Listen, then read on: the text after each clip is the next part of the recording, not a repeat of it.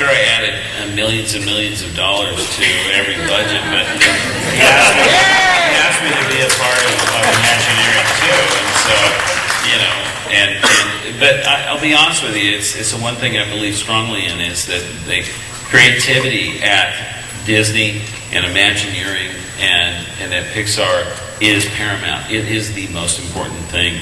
And, you know, because there's, and these, I have to sort of say, these amazing Imagineers have had to battle, you know, with the rising cost of steel and concrete and, you know, all of the issues that we don't have to deal with in making the movie. They do. It's a building, a physical thing, that it needs to be safe for people with access, for handicap, for fire, for earthquake, for all the things, typhoons, and over in some of the Hong Kong parks, all these things they have to deal with.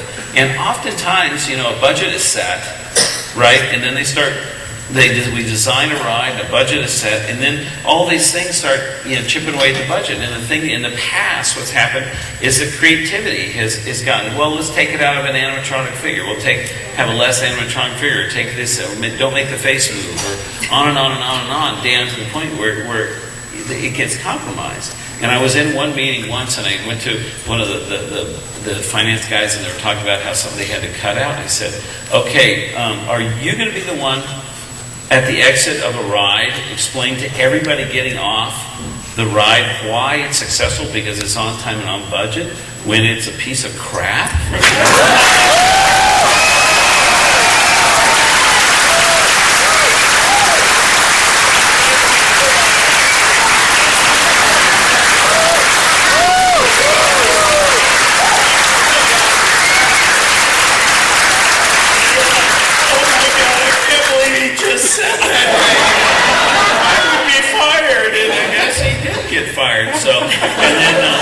But it's something I believe. You know, it's like, that's what I say to all of the directors at Pixar and at Disney.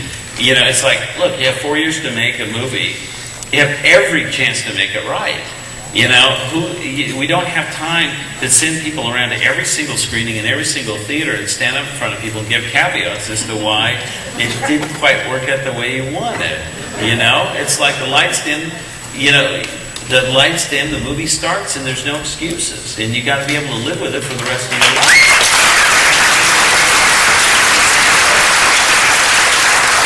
You know, the same for Imagineering, and I think it's getting so much better. I mean, Bruce is doing such a great job of being the creative leader, and I think all of the Imagineers have gotten really inspired. And so, you know, it's like, you know, our goal is to make these rides that you just sit there and you cannot wait.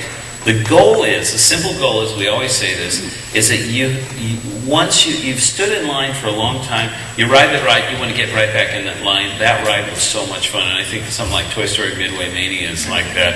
I think that, you know, some rides are great. My God, wait till you ride the Cars ride. All three of them. It's just like, all three of them are amazing.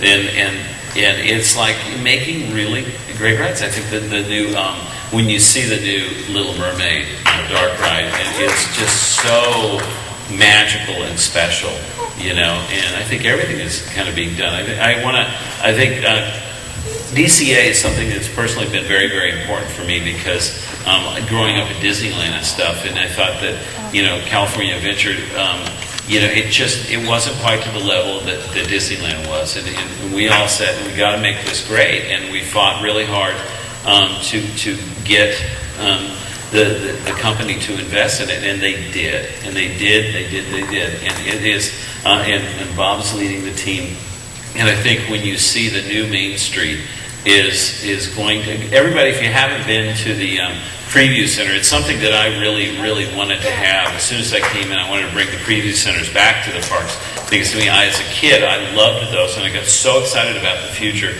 of what it's going to be. And I think it's at the Blue Sky Cellar at the winery, and you've got to go check it out.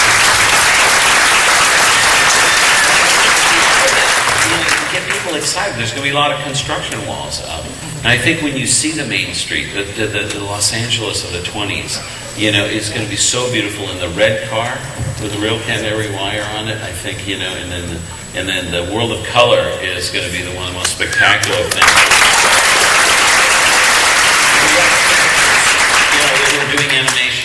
for that too, our Pixar character is going to be involved in that as well. The great thing about Farsland is it's so gigantic that the construction walls won't hide anything. So you can see it. Yeah, it is really something. You are totally going to be transported to Radiator Springs with this, and the rock work is so beautiful, and we have an amazing sculptor working with us, Gould, who did the work on the Tree of Life in Florida, also in the volcano, the caldera in Disney Seas, and he's going to be helping us with the rock work at San Mary. And he does carve with all that jewelry on it. I know. It's unbelievable. Don't get behind him in the wait for the air. Yeah. I think we're going to wrap it up. But if you guys, well, I think we're going to exit the stage, but if you want to wait a moment, we're going to play, there's a new Luxo Junior animatronic that John was talking about that's in Florida, and we're going to show you a video of one of his shows. So if you'd like to stay and watch that, we'll leave the stage, and you can have a 3-minute play with Luxo Junior, the very first Pixar character that John, you animated yourself. That's right, yeah. Very first 1986, I animated Little Luxo Jr. in the short film when Pixar first was founded.